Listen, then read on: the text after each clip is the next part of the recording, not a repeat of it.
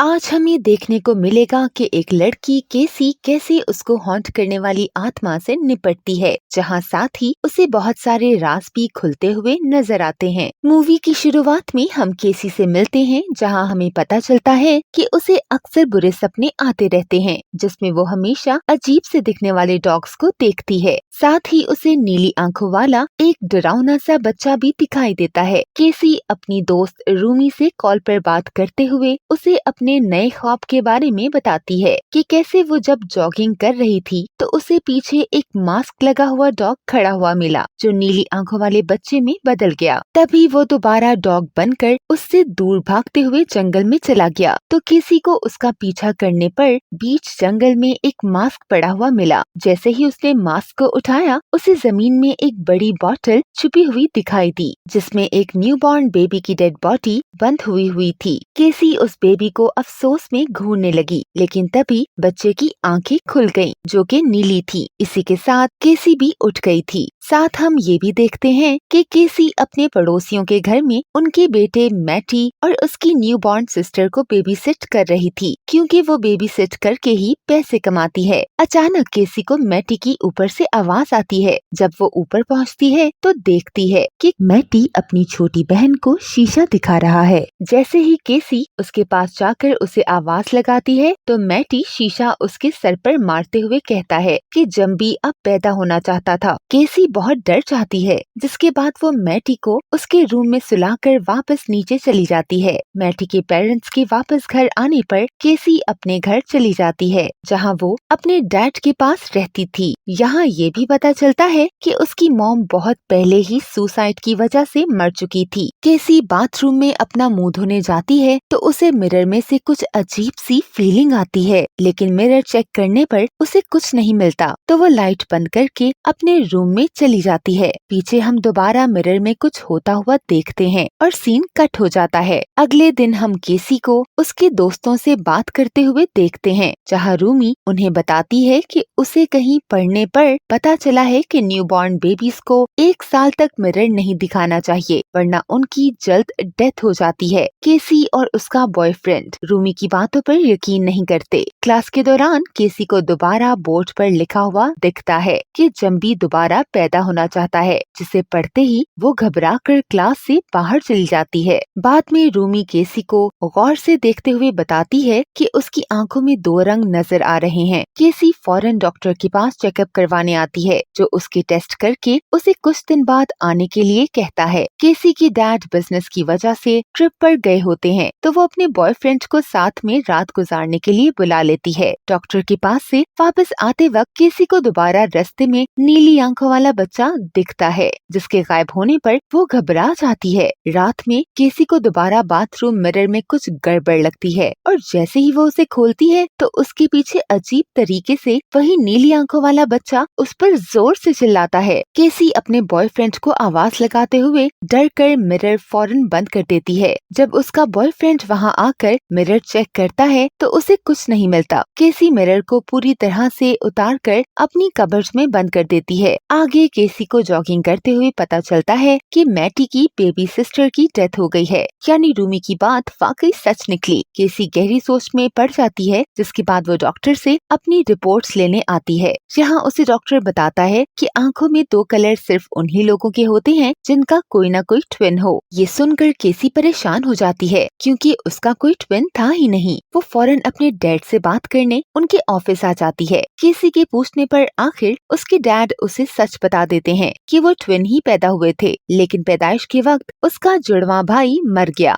जिसका निकनेम उसकी मॉम ने जम्बी रखा था। केसी ये सुनते ही हैरान हो जाती है और उसे यकीन आने लगता है कि जरूर उसके भाई की आत्मा उसे परेशान कर रही है, ताकि वो भी दुनिया में ईवल बनकर पैदा हो सके। वो ये बात अपने डैड को नहीं बताती, जिसके बाद वो घर आ जाती है, जहाँ वो अपनी मॉम के सामान की तलाशी लेने लगती है। यहाँ उसे एक पिक्चर के साथ पेपर मिलता है जिसमें सोफी नामी औरत का जिक्र था और हैरानी की बात ये कि पिक्चर में सोफी के पीछे नीली आंखों वाला बच्चा खड़ा था जिसे सोफी अपने ख्वाब में देखती थी। केसी फौरन रूमी के साथ सोफी से मिलने आ जाती है जिसे वो पिक्चर दिखाती है, लेकिन सोफी पिक्चर देखते ही बहुत खौफजदा होते हुए केसी को वहाँ से चले जाने के लिए कहती है। केसी कंफ्यूज्ड होकर बाहर आ जाती है जहाँ उसे कुछ समझ नहीं आता कि क्या करना है। केसी अपने बॉयफ्रेंड के साथ क्लब पार्टी करने आती है, लेकिन यहाँ भी उसे नीली आंखों वाला बच्चा दिखने लगता है जिससे वो घबराकर बाथरूम में मुंह धोने आ जाती है। अचानक बाथरूम में चारों तरफ से कीड़े आना शुरू हो जाते हैं और केसी चिल्लाते हुए बाथरूम का दरवाजा खोलने की कोशिश करती है, लेकिन वो नहीं खुलता। केसी जमीन पर गिर जाती है जिसके बाद वो अपनी मॉम की आत्मा को भी देखती है जो उसे कुछ कहना चाह रही थी। तभी केसी का बॉयफ्रेंड उसकी आवाज से वहाँ आ जाता है और उसे कंफर्ट करता है। घर पर केसी जब सो रही होती है तो उसे एक बहुत बुरा ख्वाब आता है जिसमें वो अपने साथ नीली आंखों वाले बच्चे को लेटा हुआ देखती है जो केसी के पेट को हाथ लगाते हुए उसे फाड़ना शुरू हो जाता है। केसी डरकर उठ जाती है और उसे सोफी की कॉल आती है जो उसे फौरन मिलने के लिए बुलाती है। सोफी की बातों से एक बहुत बड़ा राज खुलता है जहाँ पता चलता है कि वो केसी की ग्रैंड मदर है। वो केसी को बताती है कि पिक्चर वाला लड़का उनका ट्विन भाई बर्तू है। साथ ही ये भी पता चलता है कि वर्ल्ड वॉर के दौरान कुछ लोग ट्विन बच्चों पर एक्सपेरिमेंट करते थे जिसकी वजह से बर्तू मारा गया, लेकिन एक दिन वो नीली आंखों के साथ खुद ही जिंदा हो गया। जैसे ही सोफी को एहसास हुआ कि उसमें कोई बुरी आत्मा है तो उसने बर्तू को मार डाला। बस इसका ये नुकसान हुआ कि बर्तू की आत्मा पूरी तरह से दुनिया से नहीं जा पाई। उसी की वजह से केसी की मॉम ने भी पागल होने के बाद सुसाइड कर ली। सोफी केसी को समझाती है कि बर्तू उसके पीछे इसीलिए पड़ा है क्योंकि वो भी ट्विन है। वो केसी को बताने लगती है कि कैसे दोनों दुनिया के बीच में कनेक्शन आसान नहीं, इसीलिए बर्तू की आत्मा अभी कमजोर होने की वजह से खत्म की जा सकती है। सोफी केसी को एक लॉकेट देती है जो उसकी प्रोटेक्शन करेगा। साथ ही वो उसे सारे मिरर्स को तोड़ने का भी कहती है, जिसके बाद वो उसे टूटे हुए टुकड़ों को जलाने का बोलती है। सोफी केसी को एक बुक देते हुए जिसमें इवल सोल्स को मारने का तरीका लिखा था रबी नामी एग्जॉर्सिस्ट से कांटेक्ट करने का कहती है जो उसकी मदद कर सकता था। रबी केसी से बुक को पढ़ने के लिए वक्त मांगता है, जिसके बाद केसी घर आकर सोफी की बातों को फॉलो करते हुए सारे मिरर्स तोड़कर जला देती है। रोमी केसी से मिलने आ रही होती है, तभी उससे मैटी का एक्सीडेंट हो जाता है, लेकिन गाड़ी से उतरने पर उसे मैटी बिल्कुल सही सलामत खड़ा मिलता है। मैटी रूमी को केसी की मदद करने से मना करता है और कहता है कि इस चक्कर में वो भी मारी जाएगी। रूमी फौरन गाड़ी में बैठ केसी के पास आती है और उसे सब कुछ बताती है। केसी रूमी को प्रोटेक्ट करने के लिए उससे दूर रहने के लिए कहती है, लेकिन रूमी साफ मना कर देती है क्योंकि वो केसी का साथ देना चाहती थी। दूसरी तरफ सोफी को रात में अजीब सी आवाजें सोने नहीं देती, जिन्हें चेक करने के लिए जब वो रूम से बाहर आती है तो उसे सीढ़ियों के नीचे एक बूढ़ा सा आदमी दिखता है। जब सोफी उसके पास आने लगती है तो वो आदमी उल्टा हो जाता है और खौफनाक तरीके से सीढ़ियाँ चढ़ने लगता है। सोफी उससे भागते हुए एक रूम में आकर छुप जाती है, लेकिन तभी पीछे से बर्तू की आत्मा आकर उसे मार डालती है।